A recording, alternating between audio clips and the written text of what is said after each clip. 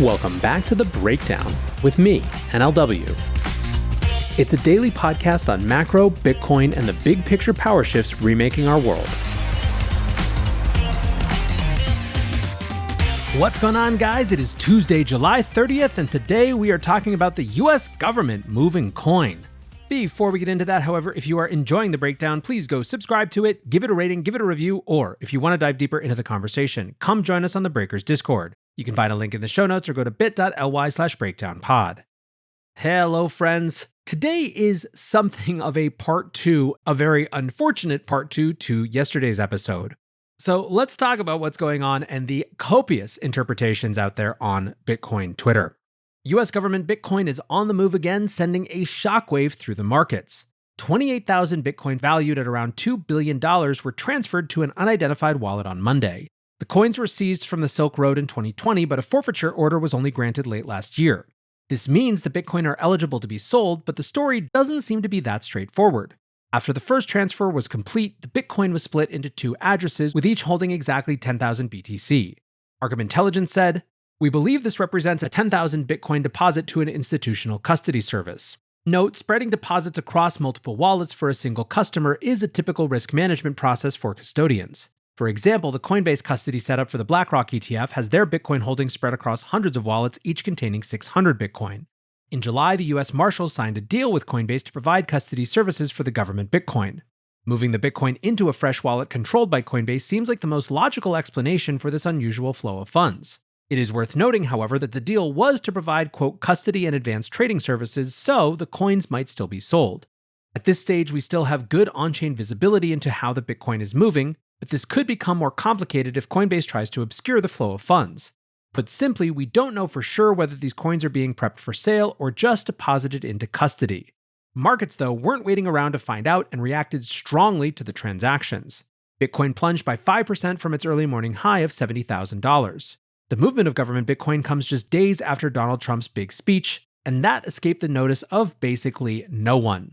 On Saturday, Trump pledged that his administration would follow what he called the cardinal rule for Bitcoiners: never sell your Bitcoin. And thus, the immediate movement of Bitcoin by the US government was viewed by many as a slap in the face. Senator Cynthia Lummis, who also spoke on Saturday, tweeted, "This is the first action taken after the Harris, quote, reset with Bitcoin and crypto. When someone shows you who they are, believe them."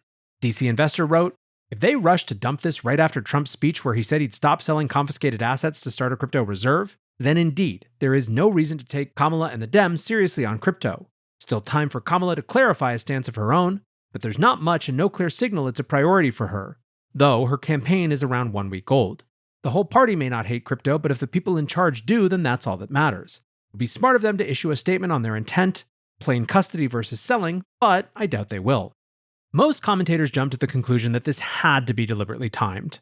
Podcast host Walker America wrote, "The US government decided to sell Bitcoin now just to spite Trump and RFK Jr. would be a disservice to the American people and a dereliction of their duty as public servants." Troy Cross of the Bitcoin Policy Institute urged everyone to take a deep breath, tweeting, "To be clear, while I love a good conspiracy, if I had to bet, the Silk Road coins are moving on a schedule that was drawn up long ago for boring logistical reasons independent of political calculations." Jeebus pointed out that any level of planning might have been a little more diffuse, tweeting, "All it really takes in an administration without leadership for a thing to happen is one bureaucrat in the line to think it's a good idea. If the plan is to sell all the coins in an attempt to nullify Trump's new voting base, well, be my guest, please do, sell away." For those that have stuck their neck out for the Harris campaign, this was seen as a massive strategic error. Anthony Scaramucci of Skybridge Capital wrote, "It's very odd that good policy supported by Donald Trump has now become a rallying cry for the hard left to do the exact opposite just for spite and no other reason. The result is they're going to disenfranchise 30 million people who could potentially vote for the Democrats in November." Mike Novogratz was a little more blunt, tweeting, "Tone deaf anyone? Moving Silk Road Bitcoin 2 days after Trump's pledge to not move them is just dumb." For those that were against the Bitcoin Strategic Reserve, this was a pretty stark demonstration of why they want the government's hands off of Bitcoin. Blockchain Boris wrote, "I don't like any of this Strategic Bitcoin Reserve nonsense. Just a matter of time before government bureaucrats treat the Strategic Bitcoin Reserve just as they do the Strategic Petroleum Reserve and use the reserve to manipulate markets." Ultimately, whether these coins are being moved for sale or simply stored at a custodian, there is still the potential that they find their way to market over the coming months. We've seen government selling before, and now we have a recent example of the market absorbing several $1 billion worth in short order with the German liquidation. What's different in this case is the overt political overtones. It's no longer a given that the government needs to liquidate their Bitcoin. Following the Trump speech, it's difficult for many to justify why this couldn't just wait until after the election, giving people a chance to vote on the policy. What's more, the move gives Trump additional fodder for his campaign. Macroscope, for example, tweeted, "If the government now sells Bitcoin after Trump's pledge, watch for him to hit back hard by promising to instruct the Treasury to rebuy it to restock US reserves." I don't know, man. For me, Occam's razor is usually the right answer. I find myself agreeing with Troy Cross that the most likely reason for this is just that it was pre-scheduled and that it doesn't signal any big intent or reason to hit back at Trump. Not because I believe the government is incapable of making that decision, but just because the stupid, boring, bureaucratic reason tends to be correct in most cases. However, at the end of the day, it shows just how charged our little corner of the world has become. We now get to see political implications to everything where we wouldn't have before, which I guess is an indicator of how far we've come or not. It sounds as though Congress is calling it a day on crypto legislation. Hello, friends. Before we get back to the rest of the show, I want to implore you to join me at Permissionless. Permissionless is the conference for crypto natives by crypto natives, and the reason it's so important this year is that despite regulators' best attempts to push industry founders, devs, and executives out of the US, the United States remains the beating heart of crypto. Today, the tide is turning. Policymakers have pivoted from fighting crypto to embracing it. Literally now we are in a major political party's platform, which will lead ultimately to the creation of new financial products, new applications, and ultimately new adoption. Permissionless is the conference for those using and building on-chain products. It's home to the power users, the devs, and the builders. And perhaps more importantly, I will be there. The location is Salt Lake City. The dates are October 9th to the 11th, and tickets are just $499. If you want to get 10% off, use code BREAKDOWN10. Go to the Blockworks website, blockworks.co. There will be links to register for the conference, and again, you can use code BREAKDOWN10 to get 10% off. One of the big movements out of DC over the past month was Democrat Senator Debbie Stabenow pushing forward her own version of a regulatory framework for crypto. The Senate Ag Chair has been working on the bill for months and was planning to hold a markup hearing this week. Those plans have now been pushed back to September after Republican co-sponsor John Boozman refused to sign off on holding the markup session. The draft bill hasn't been publicly circulated at this stage, but it seems as though numerous industry concerns have been raised. The bill would substantially expand the powers of the CFTC, so it's understandable that industry leaders would want to make sure the bill is well thought out. Stabenow had promised to finalize and release the text of the bill by August. Cody Carbone, the chief policy officer at the Digital Chamber, said in a statement, "The legislation has been going through several iterations as industry leaders and committee members are continuing to provide input to Senator Stabenow's team. At this moment, it appears that consideration of the legislation will move to after August recess in order to build more consensus.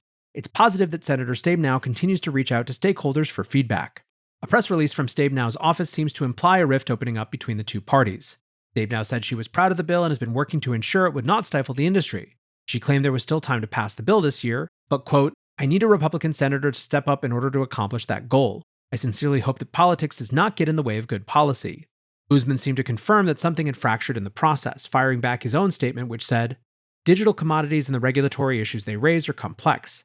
Standing up a market regulatory regime for the first time ever requires due diligence and outreach necessary to consider all unintended consequences and warrants a process that gives members adequate time to deliberate the legislation they are being asked to approve. We have time to get this right. I remain committed to a bill we can all proudly support." Messari founder Ryan Selkis suggested this bill was a little too close to the one pushed by Sam Bankman-Fried back in 2022. Selkis tweeted, "The FTX 2.0 bill, Stabenow bill, is mostly dead unless there are major revisions. If Kamala Harris had any juice or interest in pivoting, she'd help secure those revisions." Meredith Lee of Politico suggested that Stabenow might have even lost support even within her own party, commenting, "Multiple Senate Dems, not just Republicans, were poised to oppose Debbie Stabenow's crypto bill, had she gone ahead with a committee markup this week."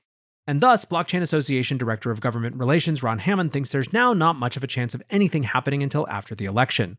In his weekly roundup, he wrote, "What was supposed to be a hectic week for crypto in DC has been largely kicked to September. Presidential politics has taken over everything and crypto is caught in the middle. When folks say DC grinds to a halt closer to the election, this week is a good example. As Congress focuses on campaigning in August, don't expect things to drop off for the rest of the year in DC for crypto legislation or hearings. Regardless of November results, everything will reset in January 2025. Over in SEC land, in the latest example of them backing down, they have sought to amend their complaint against Binance. The SEC sued Binance in June of last year, claiming that BNB, BUSD, and a host of other tokens were unregistered securities. Early in July, the court made its first substantive ruling, tossing out several of the SEC's claims. The court found that neither BNB nor BUSD were securities in the context of secondary trading on the platform. The SEC will still pursue Binance over initial sales of BNB. The SEC are now seeking to amend their claim regarding any secondary market transactions. They had originally claimed that Solana, Cardano, Polygon, Cosmos, and several minor tokens were securities. In their filing, the SEC said that this change removes the need to, quote, issue a ruling as to the sufficiency of the allegations as to those tokens at this time. This means the SEC is no longer asking the court to consider those tokens at all. This is not, however, the same as the SEC formally acknowledging that these tokens are not securities. As the law currently stands, tokens seem to be covered under securities laws when it comes to ICOs and other types of primary sales. All this means is that the SEC no longer wishes to argue in court that tokens remain securities once they hit the open market. The SEC had already lost the Ripple case on this point and seemed to be heading towards several other losses along these lines. It's probably reasonable to read this as the SEC conceding the point and backing down from seeking jurisdiction over secondary markets via the courts. It seems unlikely that this action alone would pave the way for a Solana ETF, but it certainly doesn't hurt. We also seem to be heading back towards crypto exchanges being outside of financial market regulation, reinforcing the urgency to get some legislation on the books. Reinforcing a point that many have made, investment bank Bernstein thinks that crypto is no longer a bipartisan issue. Republican support is fairly entrenched at this point following Trump's policy announcement of a strategic Bitcoin stockpile. Analysts wrote, "A national Bitcoin strategic reserve has implications on how nation-states would adopt Bitcoin as a store of value and build Bitcoin reserves similar to gold reserves."